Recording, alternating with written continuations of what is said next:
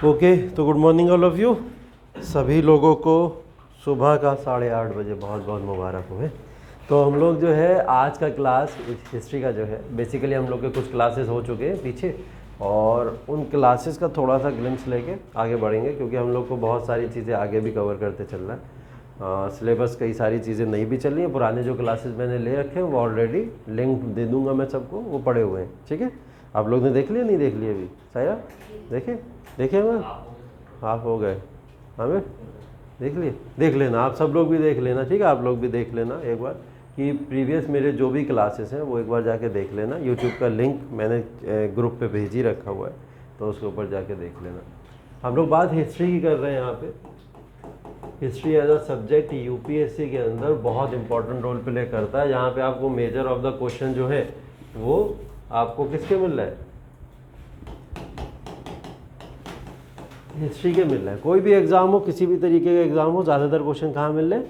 History के ही मिल रहे हैं। चाहे यूपीएससी दे रहा हो, चाहे पीसीएस दे रहा हो, कोई भी एग्जाम दे रहा हो, हिस्ट्री मिलता है। अभी प्रेजेंट टाइम में क्या हुआ कि रिसेंटली यूपीएससी ने अपने कुछ नंबर ऑफ क्वेश्चंस को रिड्यूस कर दिया हिस्ट्री के, और वो नंबर ऑफ क्वेश्चन रिड्यूस होके आए 13 ओनली। सिर्फ 13 क्वेश्चन मिले हमें 100 क्वेश्चन में से यूपीएससी के अंदर, एग्जाम के अंदर।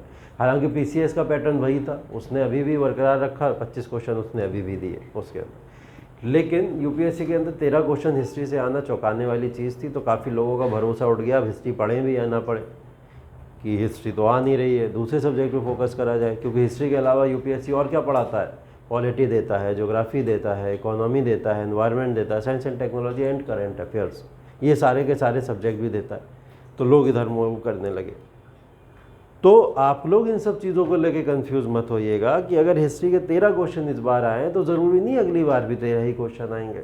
इस बार 13 दिए, थोड़ी कमी करिए तो अगली बार हो सकता है और ज़्यादा क्वेश्चन दे दें पिछली बार के मुकाबले। तो हो सकता है 25, 26 तक क्वेश्चन इसमें देखने को मिल जाए आपको। कोई बड़ी बात नहीं है, यूपीएससी हमेशा गेम बदलता है ना।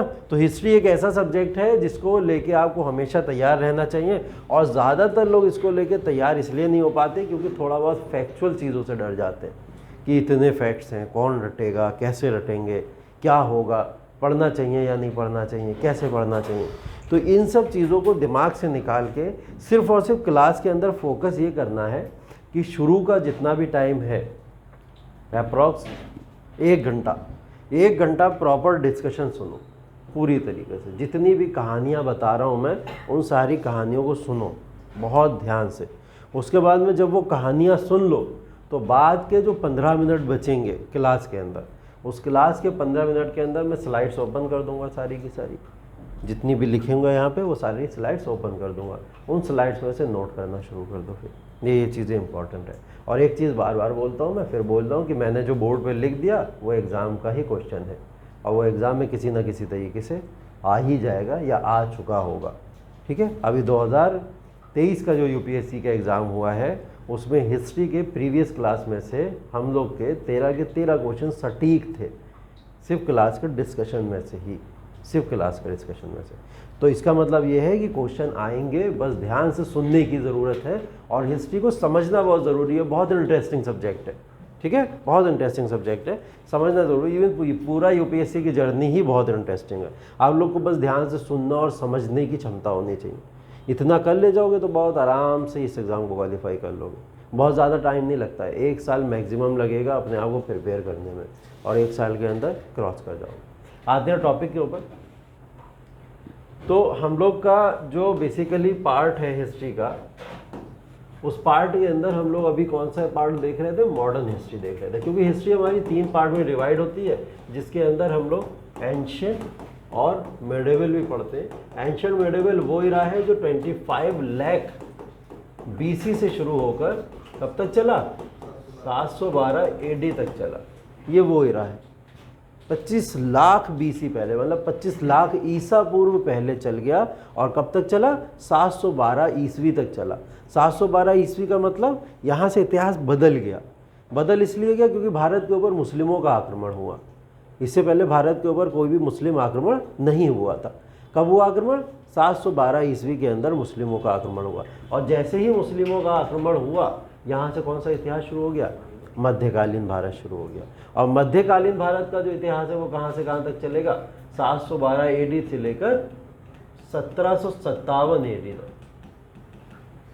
ठीक है, एडी का मतलब होता है ईसवी और बीसी का मतलब क्या होता है, ईसा पूर्व। ईसवी का मतलब जब जीसस क्राइस्ट ने जन्म ले लिया उसके बाद से जितनी भी तिथियां चली वो सब ईसवी कहलाई, और उससे पहले की जितनी तिथि थी वो सब क्या कहलाई, ईसा पूर्व कहलाई या बीसी कहलाई। ठीक है, तो ये बेसिकली ये इतिहास 712 से लेकर 1757 तक है। और इस पूरे इतिहास काल के अंदर आप लोग देखेंगे भारत के ऊपर मुस्लिम आक्रमण होते रहे और मुस्लिम रूल देखने को मिलता रहा।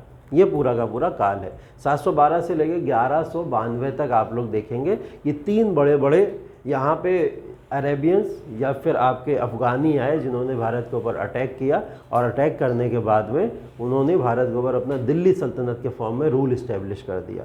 उसके बाद से भारत के अंदर मुस्लिम रूल लगातार चलता रहा। ठीक है, तो वो 1206 से लेके 1757 तक बेसिक रूल रहा। 1857 में इनकी मुग़ल पोस्ट को ख़त्म कर दिया अंग्रेज़ों ने, और इसके बाद सत्ता किसकी आ गई, अंग्रेज़ों की आ गई। यही जो मॉडर्न हिस्ट्री है इसको कौन क्या कहते हैं हम लोग, आधुनिक इतिहास बोलते हैं। और ये आधुनिक इतिहास कौन सा इतिहास है, आधुनिक का मतलब क्या होता है, नया। ठीक है, रिसेंट, जिसको बहुत पुराना ना कहा जा सके वो होता है आधुनिक। तो आधुनिक हमारा ये बहुत पुराना इतिहास नहीं है, ये हमारा बेसिकली 1757 एडी से शुरू होके कब तक चलता है, 1947 एडी तक चलता है।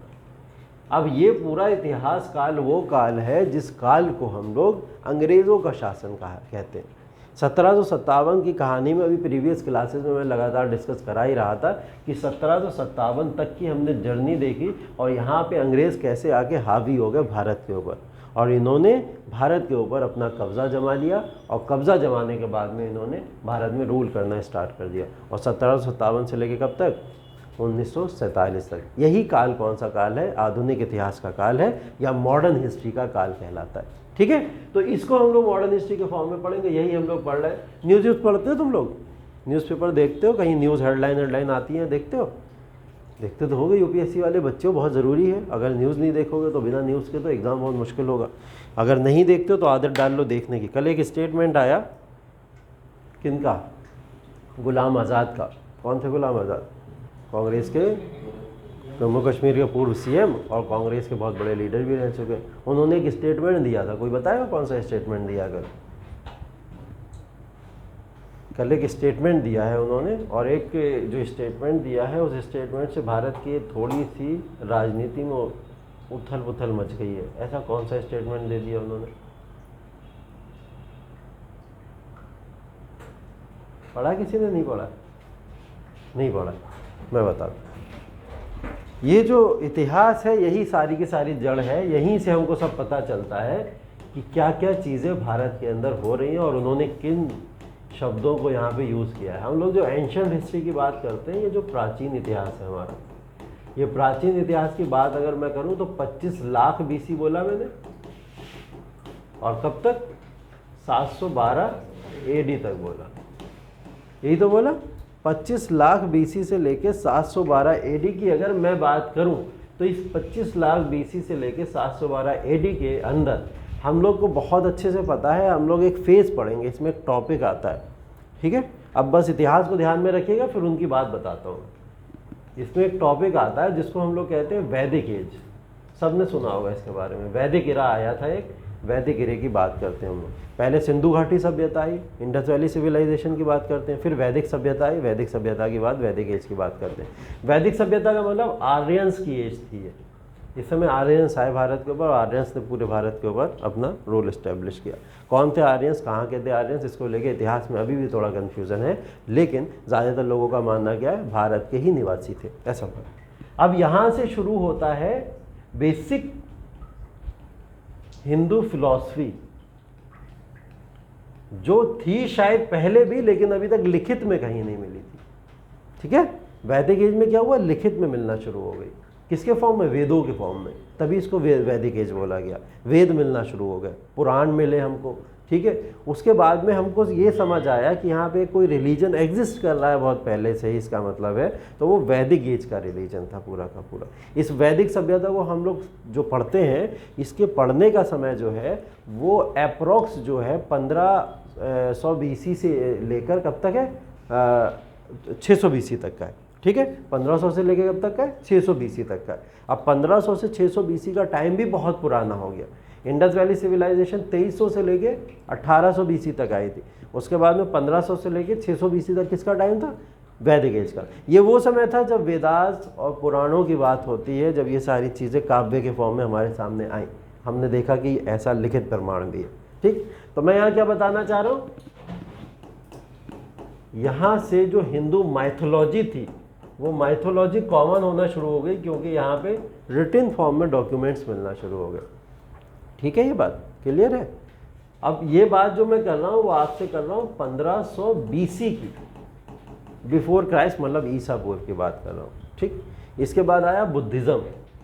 बुद्ध भी तो एक धर्म था, बुद्धिज़्म एक धर्म आया। तो इसकी बात अगर हम लोग करेंगे तो ये वो समय है जब हम लोग लगभग 600 BC के आसपास पहुंच जाते हैं। ठीक, जैनिज्म आया, सेम मेरा, कोई ज़्यादा टाइम का डिफरेंस नहीं है। ठीक है, बस कुछ सालों का डिफरेंस है, ज़्यादा डिफरेंस नहीं है। अप्रोक्स कितना, 600 BC की बात करते हैं। ठीक, मैंने अभी क्या बताया, 712 ईस्वी के अंदर क्या हुआ, भारत के ऊपर मुस्लिम शासन स्टार्ट हुआ। ठीक है, और माना क्या जाता है बुक्स के हिसाब से या रीडिंग्स के हिसाब से, जब पैगंबर मोहम्मद साहब दुनिया के अंदर आए तभी उन्होंने इस्लाम को फैलाना शुरू किया। ठीक है, और इसको अगर मैं चला आऊँ तो ये कहानी है अप्रोक्स 600 AD की। कब की है, 600 AD की, 600 ईस्वी की बातें कर रहे हैं, ईसा पूर्व की बातें नहीं कर रहे। अब हम लोग ईस्वी की बातें कर रहे हैं। ठीक है, मतलब 600 तो साल उधर हो गए और 400 साल इधर भी हो गए, 1000 साल का डिफरेंस आ गया कम से कम। तब एग्जिस्टेंस में क्या आया, इस्लाम आया, ऐसा मानना है रिटन डॉक्यूमेंट्स के हिसाब से, अगर ऐतिहासिक डॉक्यूमेंट देखे जाए। ये है भारत। ठीक, भारत की इस टेरिटरी के अंदर, ये जो बाहर की टेरिटरी है ये सब अरबिक कंट्रीज हैं। इन अरबिक कंट्रीज में ही तो इस्लाम आया होगा सबसे पहले, और इन्होंने ही तो यहाँ पे आके इस पूरे के पूरे रीजन के अंदर आके इस्टेब्लिश किया अपना रूल, तभी ये भारत के अंदर पहुँच पाए। और भारत तक पहुँचने में कितने साल लगे इनको, 712 AD, मतलब लगभग 100 सालों बाद ये लोग भारत भी आ गए। यही है, यहाँ तक कहानी पूरी क्लियर है। ठीक, तो 700 साल पहले ये लोग यहाँ पे आ गए, लेकिन यहाँ पे पहले से ही कौन से धर्म एग्जिस्ट कर रहे हैं, हिंदुइज्म है, बुद्धिज़्म है, जैनिज्म है, ये सारे के सारे धर्म पहले से ही एग्जिस्ट कर रहे हैं यहाँ पे। ठीक है, तो कल गुलाम नबी आज़ाद ने एक बात बोली कि भारत के अंदर रहने वाले जितने भी प्राणी थे पहले, इससे पहले, जिससे पहले अटैक नहीं हुआ था, जब वहाँ पे इन्वेजन नहीं हुआ था, फॉरेन लोग नहीं आए थे जब हमारे यहाँ, तो यहाँ पे रहने वाले सभी लोग जो थे वो या तो हिंदू थे, या तो बुद्धिस्ट थे, या जैनिस्ट। इनमें से कोई ना कोई थे जो बाद में कन्वर्ट हो गए, इस्लाम में कन्वर्ट हुए, या तो कुछ लोग वो थे जो मुग़लों के साथ भारत चले आए। ठीक है, या तो कुछ लोग वो थे जो मुग़लों के साथ भारत चले आए। और कश्मीर के अंदर रहने वाले जितने भी लोग थे उनमें से कोई भी मुस्लिम नहीं था, सब कश्मीरी पंडित थे। वो बाद में कन्वर्ट हो गए, क्या बने, मुस्लिम बने सारे के सारे। ये स्टेटमेंट कल उनका आया था। ये बहुत बड़ा पॉलिटिकल स्टेटमेंट है, लेकिन इसको यूपीएससी से कैसे जोड़ोगे, मैं आपको ये सब बता क्यों ना। हम लोग इसको यूपीएससी से कैसे जोड़ेंगे, यूपीएससी से ऐसे जोड़ेंगे जैसे मैंने बताया। स्टेटमेंट बहुत पॉलिटिकल है, ज़रूरी नहीं, हो सकता उन्होंने राजनीतिक तौर पे अपना फ़ायदा देख के उस स्टेटमेंट को दिया होगा, क्योंकि इस समय कश्मीरी पंडित का मुद्दा चल रहा है। कश्मीर के अंदर आपको फिर से जीतने के लिए क्या करना पड़ेगा, उस मुद्दे को और ज़्यादा हाइक देनी पड़ेगी। हवा अच्छे से देते रहो, राजनीति चलती रहेगी, राजनीतियों का काम यही होता है। लेकिन यहाँ हम इसको समझने की कोशिश क्यों कर रहे हैं, इसलिए समझने की कोशिश कर रहे हैं क्योंकि आप लोग भी भावनाओं में ना बह जाओ और किसी से लड़ने ना लगो इस बात को लेकर कि नहीं ऐसा कैसे कह सकते। ये तो फैक्ट दिखा रहा है इस्लाम का एग्जिस्टेंस कब है, 600 ईस्वी में। हिंदुज़म कब आ चुका है, अगर टेक्नोलॉजी के हिसाब से, वैदिक एज के हिसाब से बात करें, 1500 ईसा पूर्व में आ चुका है। तो भारत के अंदर बसने वाले सभी लोग हिंदू ही तो थे, वही तो लोग आगे बुद्धिस्ट बने, वही तो लोग आगे जैन में कन्वर्ट हुए, और वही लोग बाद में जाके इस्लाम में कन्वर्ट हुए, और कुछ लोग मुग़लों के साथ में भी आए, वो भी एग्जिस्टेंस वाली बात है। ऐसा तो कुछ फैक्चुअल चीज़ें जो हमें इतिहास से निकालनी है वो ये है। और इसको हम लोग यूज़ कैसे कर लेंगे, इसको हम लोग यूज़ पता है प्रीलिम्स में नहीं आएगा, कि आपको टिक मार्क वाले जो क्वेश्चन आते हैं, ऑब्जेक्टिव वाले जो क्वेश्चन आते हैं, उसमें कहीं यूज़ आ जाए, नहीं आएगा।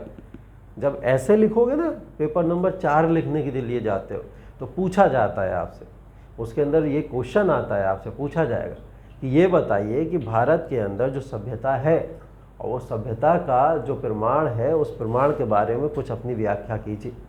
अब उस सभ्यता के बारे में जब लिखना शुरू करोगे आप, उस सिविलाइजेशन के बारे में लिखना शुरू करोगे तो इन सिविलाइजेशन का वर्णन करोगे वहाँ पे, ठीक है। बोला जाता है कंपोजिट कल्चर, भारत को क्या बोला जाता है? Composite culture. Composite culture of India का मतलब क्या होता है? तमाम संस्कृति के लोग एक दूसरे के साथ में मिलके रह रहे हैं, तमाम संस्कृति के लोग, चाहे हिंदू हो, चाहे मुस्लिम हो, चाहे जैन हो, चाहे फिर आपका क्रिश्चियन हो, या फिर बुद्धिस्ट हो, या फिर किसी भी धर्म का कोई व्यक्ति है, वो सब आपस में एक जगह मिलके रह रहे हैं और हर एक अलग अलग तरीके के यहाँ पे क्या कर रहे हैं? कल्चर शेयर कर रहे हैं, ठीक है। साउथ में चले जाओ, अलग कल्चर है बिल्कुल, वो भी ब्राह्मण है साउथ वाला, नॉर्थ वाला भी ब्राह्मण है, लेकिन दोनों के बीच में डिफरेंस क्या है? कल्चर का डिफरेंस है दोनों ब्राह्मण, लेकिन डिफरेंस क्या? कल्चर का डिफरेंस है।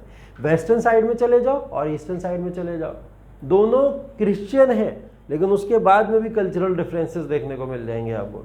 मिडिल इंडिया के अंदर चले आओ, बहुत सारे लोग हैं, हम जैसे लोग हैं, अलग कल्चर को एक परफॉर्म करते हैं, अलग कल्चर को देखते हैं हम लोग, उस तरीके से फॉलो करते हैं। तो हमारे यहाँ बहुत सारे तरीके के कल्चर हैं और सारे कल्चर मिलकर जब एक जगह इकट्ठे हो जाते हैं, क्योंकि इतनी जो हमारे यहाँ वैरायटी है, जिसको हम लोग वैरायटी कह सकते हैं, इतनी वैरायटी किसी और दूसरे देश में है ही नहीं, किसी देश में नहीं। एकमात्र ऐसा मुल्क है हमारा जो इतनी वेरिएशंस के साथ में, तो इतने सारे कल्चर जहाँ पे एक साथ मिलके रहते हैं, उसे क्या बोला जाता है? Composite culture. तो भारत किसका पार्ट है? कंपोजिट कल्चर ऑफ इंडिया कहलाता है भारत, मिली जुली संस्कृति कहते हैं हिंदी में इसको।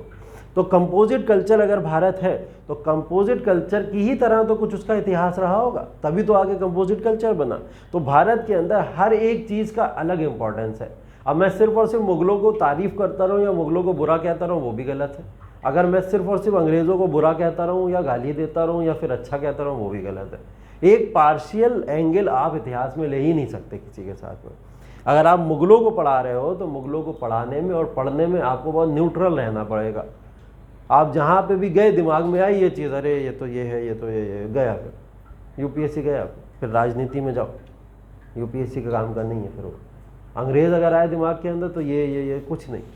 अंग्रेज़ों में बहुत अच्छे अच्छे गवर्नर जनरल आए, पढ़ोगे अभी आगे चल के, जिन्होंने भारत के अंदर पूरे का पूरा इतिहास ही बदल दिया।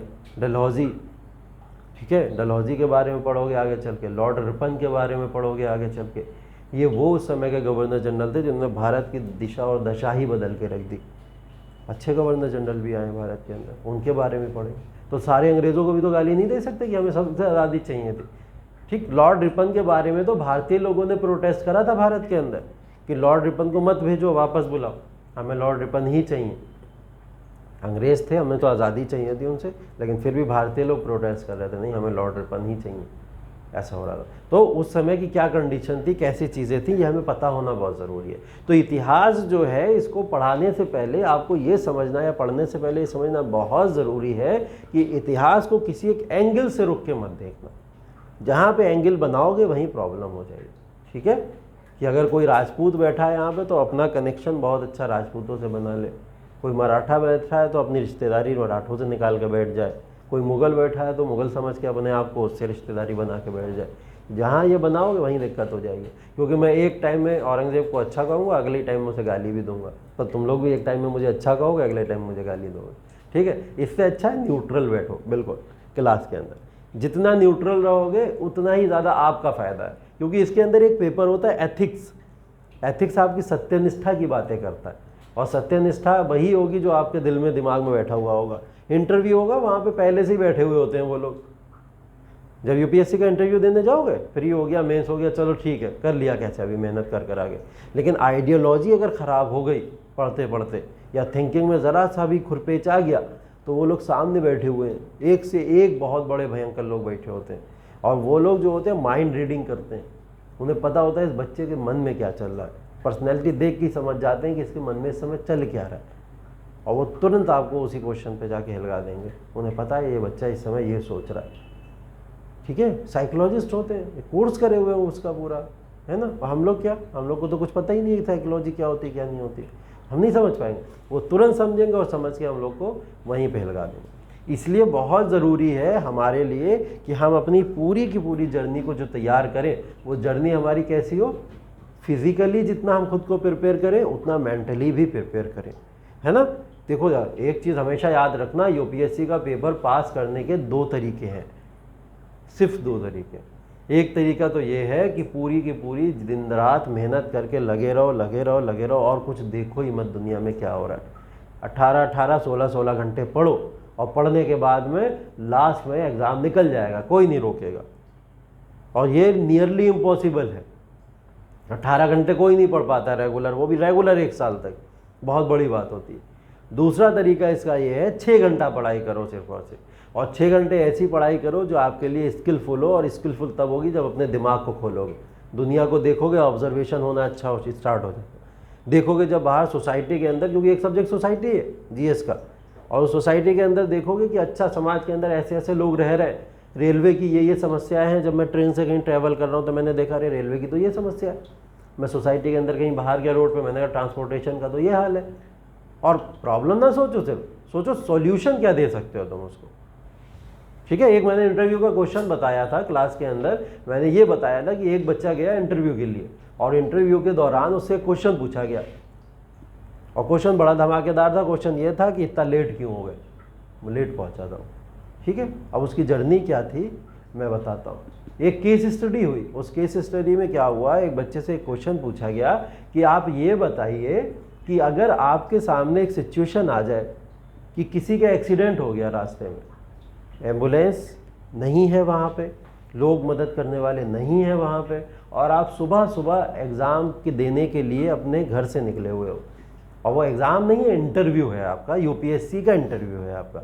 यूपीएससी के इंटरव्यू को देने के लिए आप घर से निकले, आपको रास्ते में देखा कि एक व्यक्ति का एक्सीडेंट हो गया और उसे कोई सहायता देने के लिए रुक नहीं रहा है, तो आप क्या करोगे, अपना यूपीएससी का भाग के इंटरव्यू देने आओगे या उसकी रुक के मदद करोगे। ये 2 ऑप्शन उससे पूछे गए, बताओ क्या आंसर दिया होगा उसने। मदद करेगा। और कोई है?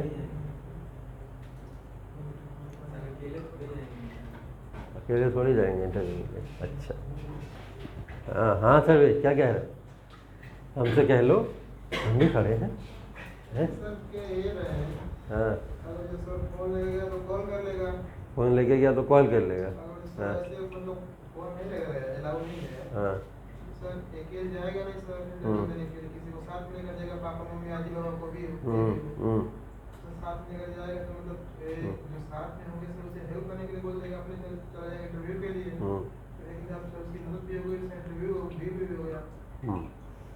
चलो गुड, मिल चुका है ना इसका आंसर, तो मैं इसलिए फटाफट बता रहा हूँ, पहले ही तुम्हें पता है, क्लास के अंदर एक बार और बता चुके हैं।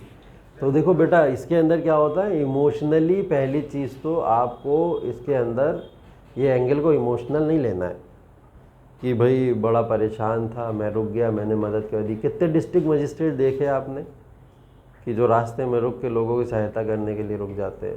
परेशान तो बहुत लोग दिखते हैं ना, दरवाजे के ऊपर, रोड के ऊपर रुक जाते हैं। एक चीज़ हमेशा याद रखना कि इमोशनल फूल नहीं बना जाता है कभी भी जब आप इतनी बड़ी सर्विसेज के ऊपर जा रहे हो।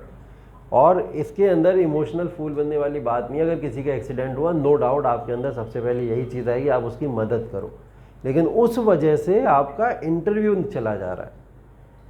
और अगर इंटरव्यू चला गया आपका, तो आप एक की जगह 100 लोगों की मदद करने से पीछे हो जाओगे। अगर आप फेल हो गए, इंटरव्यू नहीं दे पाए, तो अभी तो एक की जान बचा रहे हो। अगर आईएएस बन गए तो पता नहीं कितने लाखों की जान बचा लोगे आप। तो आप ना रुक के सेंटर पे जाओगे, इंटरव्यू दोगे, ये भी गलत है, ठीक है, ये भी गलत है। और आप वहाँ रुके रहोगे, उसकी मदद करोगे तो इंटरव्यू चला जाएगा। ये 2 एंगल हैं इसके अंदर, और इसको बोला जाता है एथिकल डायलेमा। जब कोई सिचुएशन फंस जाती है, एथिकल डायलेमा बोला जाता है उसको। तो इसका सोल्यूशन निकाला जाता है, ये सोल्यूशन हम लोग निकालते हैं जब आप लोग, यही तो ऑब्जर्वेशन है प्रैक्टिकल सोसाइटी के अंदर, यही ऑब्जर्वेशन है। और ऐसी बहुत सारी कंडीशन आपके सामने प्रैक्टिकली आएंगी अभी पूरी की पूरी इस जर्नी के अंदर, क्योंकि अभी तक आपने इस तरीके का माइंड ओपन नहीं किया था कि मुझे यूपीएससी करना है। अब ओपन कर लिया, आप 100 सिचुएशन देखोगे लाइफ के अंदर, क्योंकि जो हम सोचते हैं वो हमें दिखने लगता है। वो चीज़ें हमें ऑब्जर्व होने लगती हैं, ऐसा लगता है अच्छा अच्छा ऐसा ऐसा, ठीक। जैसे थार सोचा, थार थार थार थार थार थार, पूरे लखनऊ में थार दिख रही है, ऐसा हो रहा था ना। तो ऐसा होता है, जो सोचते हो ना वो दिखने शुरू हो जाता है, ऐसी चीज़ें होती हैं। तो यहाँ पे आपको करना ये है बेसिकली, उनको ये जवाब देना है, क्योंकि ये सिचुएशन आपके सामने है नहीं, सिर्फ आंसर ही करना है आपको। आप कितनी चालाकी से आंसर दे दोगे वो देख रहे हैं वो लोग। आंसर सिर्फ इतना देना है उन लोगों को कि मैं अकेला तो जाऊँगा नहीं इंटरव्यू देने, मेरे साथ ऑब्वियस सी बात है कोई ना कोई होगा जब मेरा यूपीएससी का इंटरव्यू है।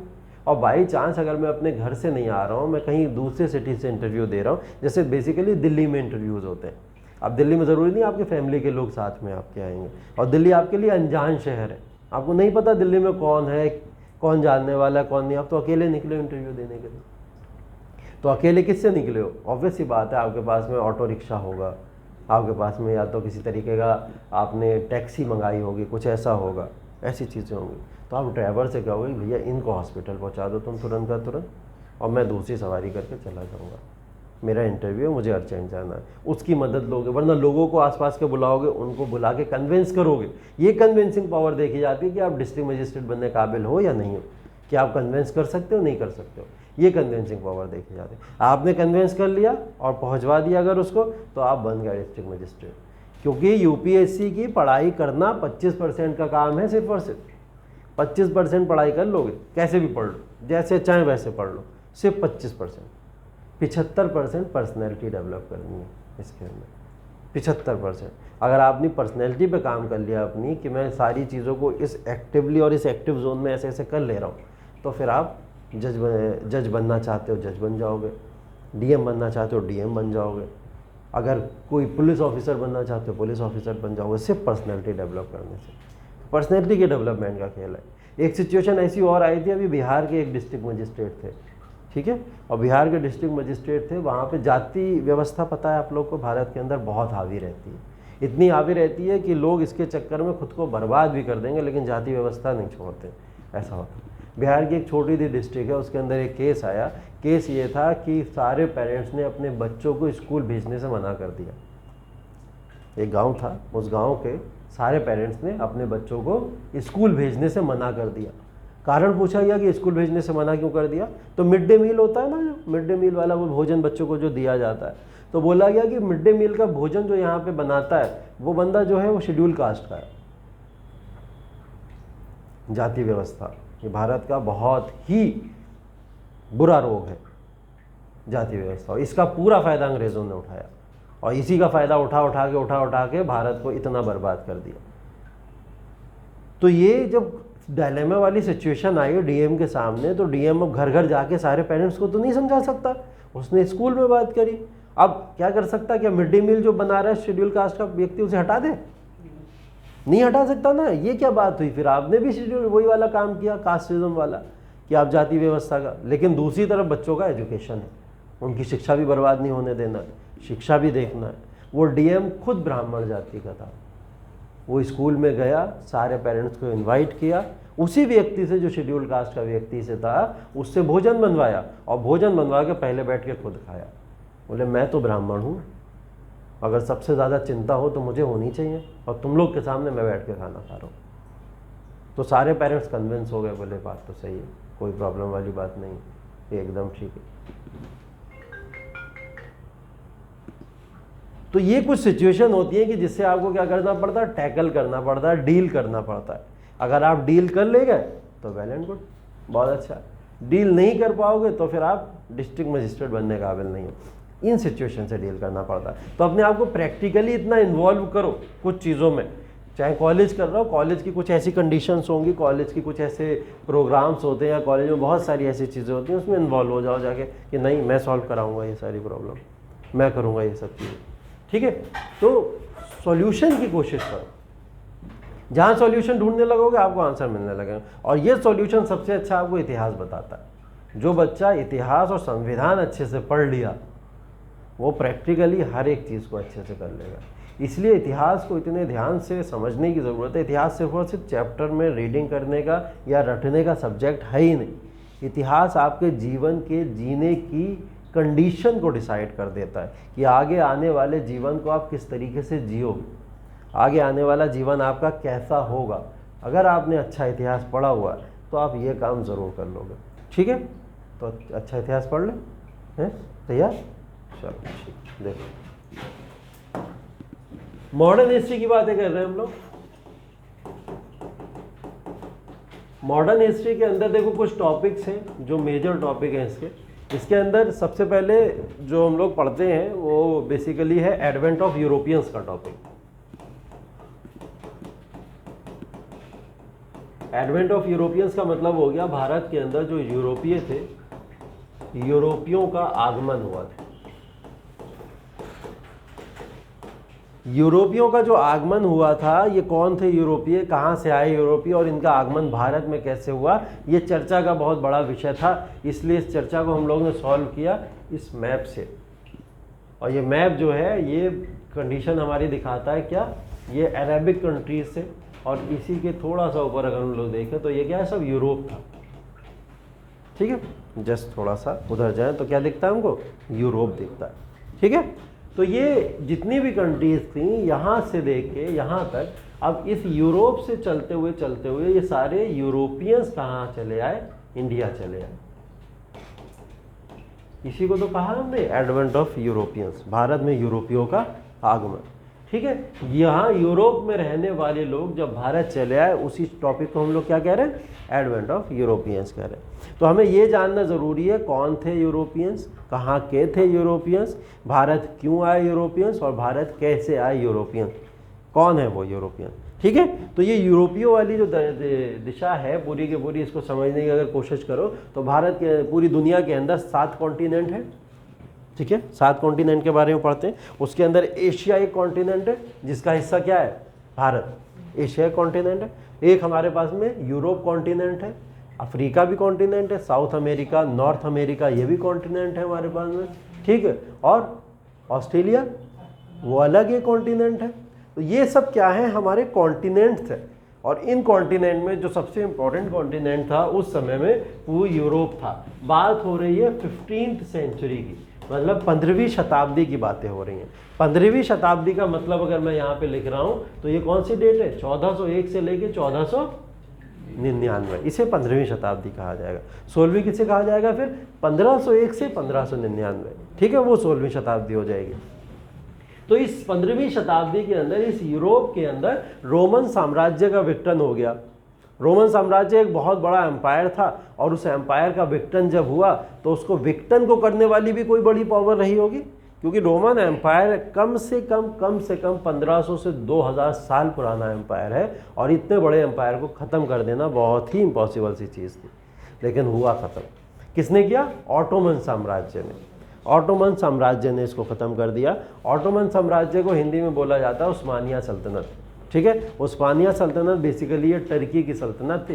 टर्की के बाद में इन्होंने अपना पूरा का पूरा इस्टेब्लिशमेंट कहाँ पे किया, इन्होंने पूरे ही अरेबिक कंट्रीज, इवन भारत तक में इनका प्रभाव देखने को मिला। और भारत में इनका प्रभाव देखने को तब मिला जब मुगल्स भारत के अंदर आए। ठीक है, क्योंकि मुगल्स जो थे वो चगटई डायनेस्टी के लेने देने वाले थे, और चगटई डायनेस्टी का लेना देना किससे था, वो ऑटोमन साम्राज्य से लेना देना था। इसीलिए लिंक बैठाते हैं हम लोग आपस में इन सब का। तो यहाँ ऑटोमन एम्पायर ने यूरोप के ऊपर कब्जा कर लिया। अब यूरोप के ऊपर जब कब्जा ऑटोमन एम्पायर का हो गया तो यहाँ पे इस्लामिक रूल शुरू हुआ।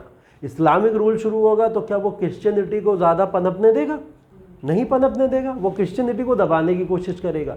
और जब यहाँ दबाने की कोशिश करेगा, जब आप किसी को सप्रेस करोगे तो या तो वो इधर उधर निकल जाएगा। बर्गर देखा ना, बर्गर ज़्यादा दबाओगे तो क्या होता है, सारी सॉस इधर उधर निकल के भागती है, निकलती है ना, तो ज़्यादा दबाओगे तो भागेगा।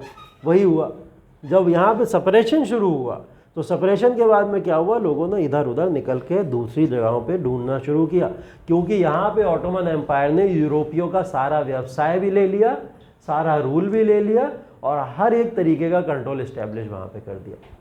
तो यूरोप वाले लोग निकले इधर उधर कि कैसे ही अपना खाना पीना करें, गुजारा करें। तो उन्होंने सुना कि एक ऐसा कॉन्टिनेंट है पूरी दुनिया में, एशिया, उस कॉन्टिनेंट में बहुत रिच रिसोर्सेज पाई जाती हैं, और वहाँ पे भी सबसे जो रिच कंट्री है वो रिच कंट्री है इंडिया, भारत। और भारत को सोने की चिड़िया बोला जाता था, क्योंकि भारत के अंदर अपार धन था, अपार रिसोर्सेज थी।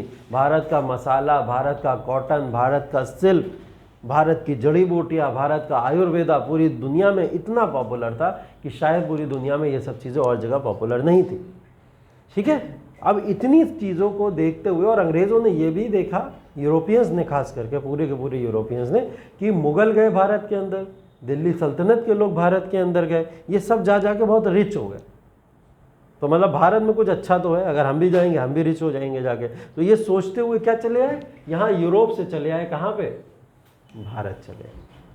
ठीक है, और जब ये भारत चले आए तो भारत आने का रास्ता भी बड़ा इंटरेस्टिंग था, और भारत कैसे आए वो भी बड़ा इंटरेस्टिंग था, और भारत किस तरीके से आए वो भी बड़ा इंटरेस्टिंग है। ठीक है, तो इसके पीछे की एक कहानी है। ठीक, सुनोगे दोबारा कहानी? सुनोगे? सुन लो फिर से, अलग तरीके से सुना देंगे।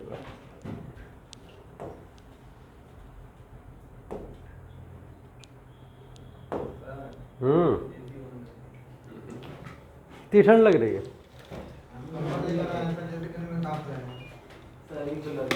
सभी को लग रही है। चलो बंद कर दो।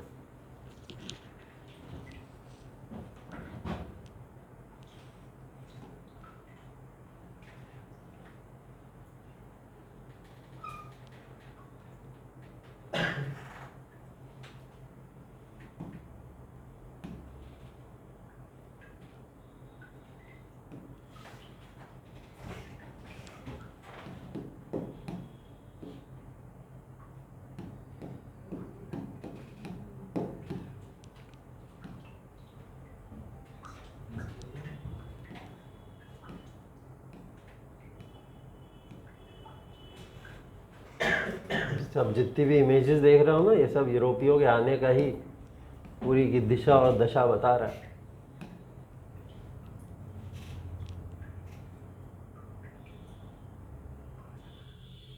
चलो, ये मैप दिख रहा है सबको?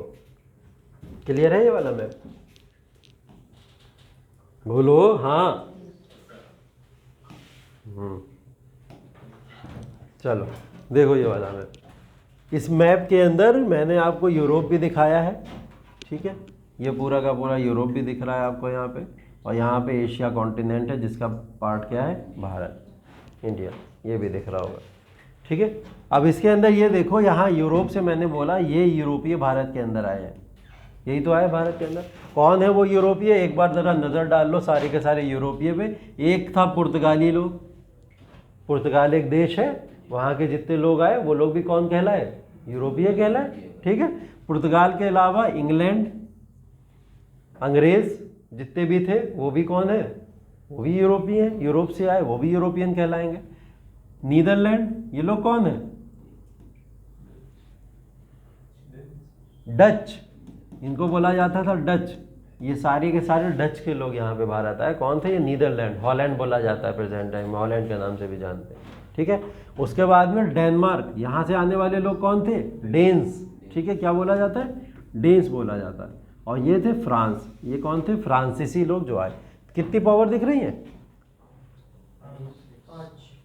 5, छठा यूरोप मार्क है। ठीक है, 5 पावर हैं ये बड़ी बड़ी, और ये 5 पावर भारत के अंदर आई ट्रैवल करके, रूट से क्या करने, व्यापार करने। ठीक है, क्योंकि इनका व्यापार यूरोप वालों ने छीन लिया था, तो ये व्यापार करने कहाँ पे आएंगे, इंडिया के अंदर आएंगे। अब ये सारे के सारे यूरोपीय ये आए, इनका ये है पूरा का पूरा बंडल, और ये बंडल सीधा यहाँ से इंडिया आ सकता था, है ना। लेकिन ये लोग कैसे आए भारत के अंदर, ये देखो ये मार्क है, ये ऐसे ऐसे घूमे, ऐसे घूमे, फिर ये गए, ये गए, ये गए, ये गए, ऐसे करके ये भारत आ पाए। ठीक है, अब इतना लंबा रूट ट्रैवल करके कोई व्यक्ति यहाँ से यहाँ तक भारत आ रहा है, तो कोई आंखों का अंधा तो होगा नहीं जिसे ये रूट ना दिख रहा हो कि भारत तो ऐसे भी आया जा सकता है। बहुत सिंपल सा और सीधा सा रूट है, ऐसे भी आ सकते थे। दूसरा रास्ता इन लोग को, यूरोपियों को, तो ये वाला भी पास पड़ता, अगर यहाँ से होते हुए आते ऊपर के रास्ते से, ये भी पास पड़ता। लेकिन ये तब भी इतने बड़े गधे थे, नीचे से ही क्यों आए, इसके पीछे कोई कारण रहा होगा बड़ा। गधा कोई नहीं होता, सबको पता होता सही कर रहे हैं गलत कर रहे हैं, है ना। सबको पता होता है। तो कोई कारण बड़ा रहा होगा। कारण एक तो ये था कि ये लोग लैंड रूट से नहीं आए, वो कारण सबसे बड़ा जो था, ये पूरा का पूरा रीजन क्या है, अरब है। अरबिक कंट्रीज में कौन है, ऑटोमन साम्राज्य। ऑटोमन साम्राज्य इतनी हिम्मत है कि निकलने देगा कि आओ तुम जाओ जाओ जाओ जाओ जाओ जाओ, ट्रैवल करो, जाके घूमो फिरो, जाके जाओ पिकनिक मनाओ, जाने देगा? नहीं जाने देगा ना। तो ऑटोमन के डर से ये लोग यहाँ से नहीं आए। इनको क्या रास्ता दिखा, एक तो ये दिख रहा था ऊपर वाला। अब अच्छा, ऊपर वाला रूट है, उसकी एक कहानी है। हिमालयन रीजन पड़ता है, माउंटेन पे लोग चढ़ते हैं, 8-8 हज़ार फीट की ऊंची चोटियाँ हैं। देखने में छोटा लग रहा है लेकिन बहुत ऊंची चोटी है। निकलते हैं 8,000 फीट से भी ज़्यादा ऊंची चोटी है। और जब हिमालयन माउंटेन से ये लोग होके आते तो कुछ हाल वैसा ही होता जैसा मोहम्मद बिन तुगलक के समय में हुआ। मोहम्मद बिन तुगलक दिल्ली सल्तनत का एक राजा था, तुगलक वंश का। मोहम्मद बिन तुगलक ने क्या करा, भारत में रूल करता था और भारत से उसने ऊपर के चढ़ाई करने के लिए अपने सैनिक भेज दिए। चाइना भारत पे अटैक किया करता था, मंगोल कितने जितने भी थे वो भारत पे अटैक किया करते थे। मोहम्मद बिन तुगलक और अलाउद्दीन खिलजी दो मात्र ऐसे शासक हुए जिन्होंने उल्टा अटैक कर दिया चाइना के ऊपर। दो मात्र ऐसे शासक पूरे इतिहास में देखने को मिलेंगे आपको। तो क्या पगलेटी सोची ने कि ये लोग उल्टा अटैक करे दे रहे हैं पकड़ के, ठीक, पता नहीं क्या सोची होगी। अब इन्होंने जब अटैक किया तो अटैक करने के बाद में चाइना को आपको पहुंचने के लिए क्रॉस करना पड़ेगा माउंटेन रेंजेस को, ऐसे नहीं पहुंचोगे चाइना के अंदर। और जब माउंटेन रेंजेस क्रॉस करोगे तो सैनिक को आप उस तरीके से गाइड भी तो करोगे, ट्रेन भी तो करोगे। सैनिक ट्रेंड करो मत, तो चढ़ा दो माउंटेन के ऊपर। आधों को तो ऑक्सीजन ही नहीं आई, हाफ के मर जाएंगे वहाँ पे, ठीक है। आधे चढ़ ही नहीं पाएंगे और जो चढ़ेगा वो गिर के मर जाएगा, और जो पहुंच भी पाएगा वो आधी सेना क्या लड़ पाएगी जाके वहाँ पे।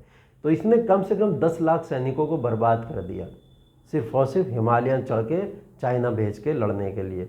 आधे इधर ही गिर गए, चढ़ नहीं पाए, आधे चढ़ भी गए तो उन्हें सांस नहीं आई। उस समय ऑक्सीजन तो होता नहीं था वो वाला जो आज के समय में चलते हैं, ठीक है, तो वो भी नहीं था उस समय में। और आधे नीचे गिर गए वहाँ पे जाके, नहीं समझ आया पैर कहाँ रखना है, फिसल गए। इतना ट्रेंड करके इसने भेजा नहीं इन्हें, ठीक है। और जो पहुँचे भी वहाँ, उन्होंने जब पीछे मुड़ के देखा, गायब सब। बोले आधे तो चले गए इधर उधर, ठीक, आधे इधर जाओ, आधे इधर आओ, आधे के मेरे पीछे आओ, हैं, तो आगे वाले रह ही नहीं गए, कोई तो बचा ही नहीं कोई अब जाने के लिए। तो आधे सैनिक जो बचे थे वो उल्टे भाग गए, बोले हम नहीं लड़ पाएंगे। तो चाइना एक वो देश है, यहाँ से होते हुए आना, अगर कोई इधर से आने की कोशिश भी करता तो पहली बात तो मंगोल बैठे हैं यहाँ पे। मंगोल इतनी आसानी से नहीं घुसने देंगे किसी को भी कि तुम आओ मेरे रास्ते से ट्रैवल करके फिर भारत जाओ, नहीं। दूसरी चीज़, हिमालय बहुत बड़ा कारण था, यहाँ से नहीं जा सकते थे। तीसरा क्या रास्ता बचा, यही तो बच रहा है। समुद्री रास्तों से लोग चला करते थे उस समय, लैंड बाउंड्री के लिए बसें नहीं चलती थी, ठीक है, ट्रेनें नहीं चलती थी, ठीक, कोई भी सवारियों को वो हाथ दे के रोकने के लिए बैठाता नहीं था कि आओ मेरी ट्राली पे बैठ जाओ आके, मेरी गाड़ी पे बैठ जाओ आके, ये सब नहीं थे उस समय, ठीक है, कुछ भी नहीं था, लंबोर्गिनी भी नहीं थी, ठीक, कोई गाड़ियाँ आड़ियाँ कुछ नहीं था। उस समय क्या चलती थी, बैलगाड़ियाँ चला करती थी। और बैलगाड़ी से अगर तुम इस रास्ते से चलना शुरू करो लैंड रूट से, तो फिर 1 सदी तो मान के चलो कि भारत आने में लग जाती, ठीक है। तो इन्होंने क्या करा, सारे के सारे लोग क्या करते थे, सी रूट को कवर करके चलते थे। सी रूट में जहाज चलते थे, शिप चला करती थी, शिप की स्पीड होती है अपनी एक अच्छी वाली, शिप चलते थे, शिप तो आ गई थी पहले से और शिप चला करती थी उस समय, तो जहाज इस समय चल रहे थे। अब जहाज से इन्होंने ये रूट डिसाइड किया कि चलो इस वाले रास्ते से चलेंगे। यहाँ से 3 व्यक्ति निकले। पहला व्यक्ति निकला बार्थोलोमो डियाज, ठीक है, ये सारे की सारी चीज़ें मैं नोट्स के फॉर्म में आप लोग को दे दूंगा, पहुंचा दूंगा, ठीक है। पहला व्यक्ति कौन निकला, बार्थोलोमो डियाज। अभी सिर्फ कहानियाँ सुनो, मज़ा आ रहा है कहानी सुनने में, अच्छा लग रहा है, चलो बस तो कहानी सुनो बस बहुत ध्यान से, जितनी कहानी समझ आए उतना अच्छा। आदि कह रहा कितनी बार सुनूँ मैं, इतनी बार तो सुना दी, ऐसे करके बैठा हुआ है। तो कहानी ये है कि बार्थोलोमो डियाज सबसे पहले कब निकला, आदि तभी बताओ कब निकला, 1487, देखो याद तक हो गया ऐसे। 1487 में बार्थोलोमो डियाज एक पुर्तगाली व्यक्ति था जो निकला रास्ता ढूंढने, किसका, भारत का। तो जब ये भारत का रास्ता ढूंढने निकला, ये यहाँ से यहाँ से यहाँ से यहाँ से यहाँ तक आया और यहाँ आके रुक गया। क्योंकि इसको अब ये पता नहीं चला कि मुझे जाना किधर है। थक गया था बहुत समय से चलते चलते, अब नहीं समझ पाया, इधर जाऊँ इधर जाऊँ, इधर जाना है इधर जाना है इधर जाना। नेविगेशन था नहीं उस समय। प्रिंस हेनरी एक व्यक्ति थे, उन्होंने नेविगेशन प्रणाली शुरू करी। मतलब रास्ता खोजा किसने? जो मैप आता है ना आज के समय में, नेविगेट कर लेते हो आप गूगल से, यहाँ जाना वहाँ जाना, ये दिया है प्रिंस हेनरी ने। और प्रिंस हेनरी वो व्यक्ति थे जिन्होंने अप्रॉक्स 1500 ईस्वी में ये दे पाए, और ये 1487 की बातें कर रहा हूँ मैं। तो अभी मैप सिस्टम नहीं था कोई, ठीक है। उस समय में भी लोग देखते थे, घड़ी नहीं आती थी वो वाली गोल वाली, उससे देखा करते थे, ठीक है, कि ऐसे करके किधर डायरेक्शन है किधर डायरेक्शन है। अगर डिस्कवरी देखते होगे तो एक आता है वहाँ पे, कौन आता है? कंपास। हाँ, वो डिस्कवरी पे एक आता नहीं है, क्या नाम है उसका? पागल है, सांप भी खा जाता है, जो सांप बिच्छू सब खा जाता है, बेयर ग्रिल्स, क्या नाम है? हाँ शायद वही, ऐसे ही कुछ नाम है उसका। वो डिस्कवरी मैन वर्सेस वाइल्ड वाला, मैन वर्सेस वाइल्ड वाला आता नहीं है, वो सब खा जाता है। तो वो वही वाली वॉच लेके चलता है, फ़ोन वोन लेके नहीं चलता वो, कहीं पे वॉच लेके चलता है कि ये डायरेक्शन इधर गई है इधर गई, ऐसे चलता वो आज भी। तो ये भी ऐसे ही चले, यहाँ से गए और इनके पास मैप ऐप तो था नहीं, तो घबरा गए। तो यहाँ पे तूफान आ गया बहुत तेज, समुद्रों में तूफान चलते हैं बहुत तेज, स्टॉर्म। इन्होंने इसको नाम दिया केप ऑफ स्टॉर्म। केप यही होता है, ऐसे करके जो भी रीजन बन जाए वो क्या होता है? केप होता है। मतलब इधर की भी जितनी मिट्टी थी पहले ये ऐसा था, इधर की भी जितनी मिट्टी थी वो झड़ गई, इधर की जितनी मिट्टी थी वो झड़ गई, ये कैसा बन गया? ऐसा बन गया, ठीक है। और ऐसा बनने के बाद में यहाँ पे इसे केप कहा जाने लगा। तो इसको क्या बोल के चले गए? यही ये बोले केप ऑफ स्टॉर्म है, ये तूफानों की केप है। और इतना बोल के जल्दी से भागे, उल्टा रिवर्स हो गए, पहुँच गए यहाँ पे। बोले नहीं भैया हमसे ना हो पाएगा, ठीक, वापस चले गए। अगली कोशिश करी किसने? कोलंबस ने। नाम सुना होगा कोलंबस का आपने। कोलंबस 1400 कब? 92 आदि पक्का? हाँ, 1492 के अंदर कोलंबस यहाँ से निकला, ठीक। और कोलंबस जो था अब इससे थोड़ा सा नीचे वाला रीजन जो है वहाँ से निकला, स्पेन से निकला। कहाँ से? स्पेन से निकला। कोलंबस भी यहाँ से शुरू हुआ और यहाँ से भागता हुआ चला आया। बोले यहाँ तक तो आया ही था, ये यहीं से तो वापस गया था। बोले अब दो रास्ते मेरे पास बचते हैं, या तो मैं इधर चला जाऊँ या तो मैं इधर चला जाऊँ। ये इतना इंतज़ार कर रहा था कि इतनी तेज़ हवाएं चली कि इसको यहाँ से सीधा बहा के इधर ले गई। इसको मौका ही नहीं दिया कि तू किधर जाएगा, तू छोड़, मैं बता रही हूँ किधर जाएगा। गाना सुना नहीं, ले जाएं जाने कहाँ हवाएं हवाएं हवाएं, ले गई हवाएं से। और जब इसको यहाँ पे ले गई, ये पहुँच गया कहाँ? अमेरिका। तो बोला जाता है ना कोलंबस ने अमेरिका की खोज करी, गलत बोला जाता है। कोलंबस ने अमेरिका के रास्ते की खोज करी। अमेरिका तो सदियों का है, बहुत पहले का है, ठीक है। तो कोलंबस यहाँ पहुँच गया और यहाँ क्या मिल गया इसको? अमेरिका मिल गया, ठीक है। और अमेरिका का नाम ही इसने पहले जाके पता क्या रखा था? इसने नाम ही रखा था उसका, यहाँ पे एक जगह और मिलेगी, इसने इसका नाम रखा था वेस्टर्न इंडिया, क्योंकि भारत खोजने निकला था ये। बोले भारत नहीं मिला, भारत जैसा कोई टुकड़ा तो मिलेगा, तो मैं इसको क्या बोल दूँगा? पश्चिमी भारत ही बोल दूँगा। बोले ठीक है, हो गया ये बात। इसके बाद में क्या हुआ? ये इससे भी 1492 में ये इधर निकल गया, चलो ये इसी में खुश हो गए। लेकिन अभी भी पुर्तगाली सहमत नहीं है। 1498 में एक पुर्तगाली और निकला यहाँ से, वास्को डिगामा, ठीक है। और वास्को डिगामा जब यहाँ से निकला तो वो ट्रैवल करता हुआ यहाँ पहुँचा। अब उसे पता है इधर नहीं जाना है, उसे पता है वापस नहीं जाना है, किधर जाना है? इधर ही जाना है बस, ठीक है। अब इधर भी किधर जाना है? यहाँ जाना है, यहाँ जाना है, यहाँ जाना है, यहाँ जाना है, या यहाँ जाना है, बहुत सारे रास्ते हैं, ठीक। अब इसके ऊपर थोड़े ऊपर वाले की दया हो गई कि इसको यहाँ पे एक भारतीय व्यापारी मिल गया। भारतीय व्यापारी एक था, यहाँ से लेके यहाँ रोज़ आता था और यहाँ से यहाँ रोज़ जाता था, व्यापार करता था वो यहाँ पे। उसका नाम था अब्दुल मजीद, गुजराती व्यापारी था, अब्दुल मजीद नाम था। वो यहाँ से यहाँ व्यापार किया करता था। अब्दुल मजीद यहाँ पहुँचा और यहाँ पहुँचने के बाद उसने बोला ठीक है मैं तुम्हें लेके चलूँगा। दोनों एक दूसरे की भाषा तो नहीं समझते, ऑब्वियस सी बात है। एक पुर्तगाली व्यक्ति है और एक गुजराती प्योर, हमारा ठेठ गुजराती आदमी, वो क्या पुर्तगाली समझेगा? अंग्रेज़ी समझना बड़ी बात थी उसके लिए, ठीक है।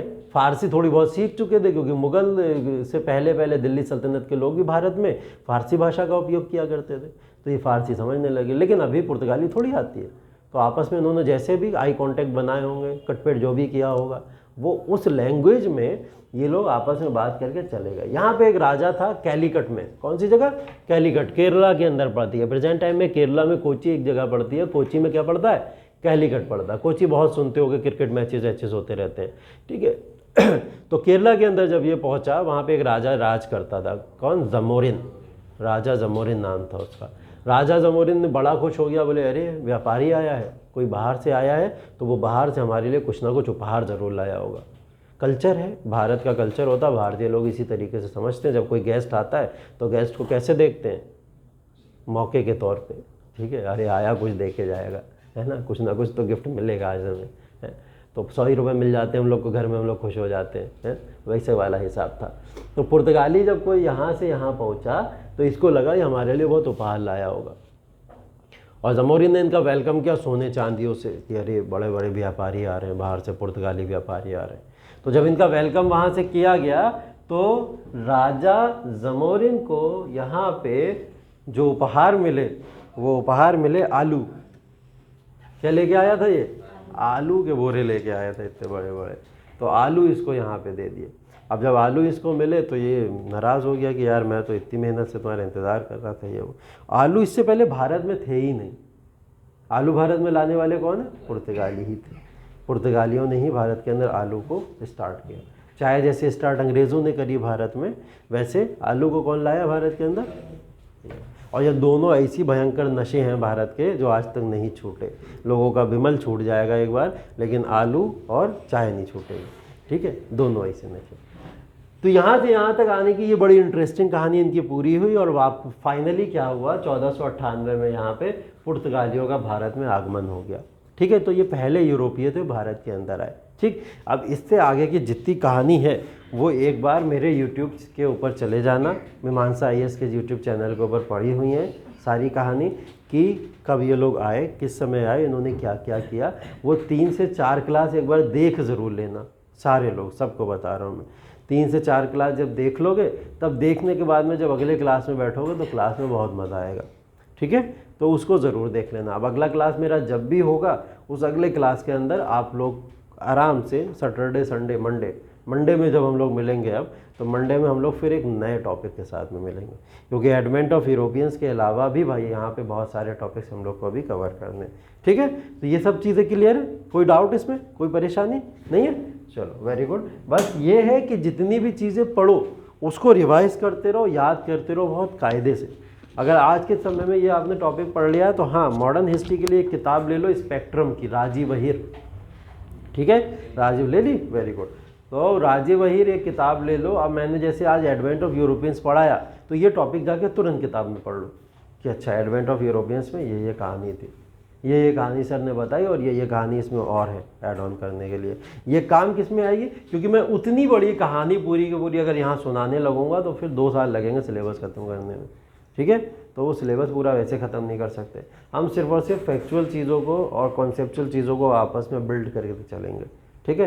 कॉन्सेप्ट और फैक्ट का नाता ऐसा ही है जैसे एक बोल्ट का होता है और पेज का होता है। जब तक दोनों एक दूसरे में नहीं कसोगे तब तक काम नहीं चलेगा, ठीक है। और इसका काम वही करने की कोशिश करेंगे हम लोग यहाँ पे कि कॉन्सेप्ट और फैक्ट दोनों को आपस में मिलाते चलें आपस में, ठीक है। तो इन सब चीज़ों को अच्छे से याद करो। कोई भी डाउट हो, परेशानी हो, प्रॉब्लम हो, चाहे वीडियो देखने के बाद चाहे उससे पहले, जब मन हो तब मिल लेना आके, कोई प्रॉब्लम वाली बात ही नहीं है। जो चाहोगे कॉल कर लो। रात में 12 से 6 सोता हूँ बस मैं, ठीक है। उस दौरान मत करना कहीं तुम लोग जाग रहे हो, चलो मूड घूमे सर जी हैं तो पूछते हैं सर वास्को डिगामा क्यों आया भारत, ठीक, ऐसा मत करना बस तुम लोग कुछ।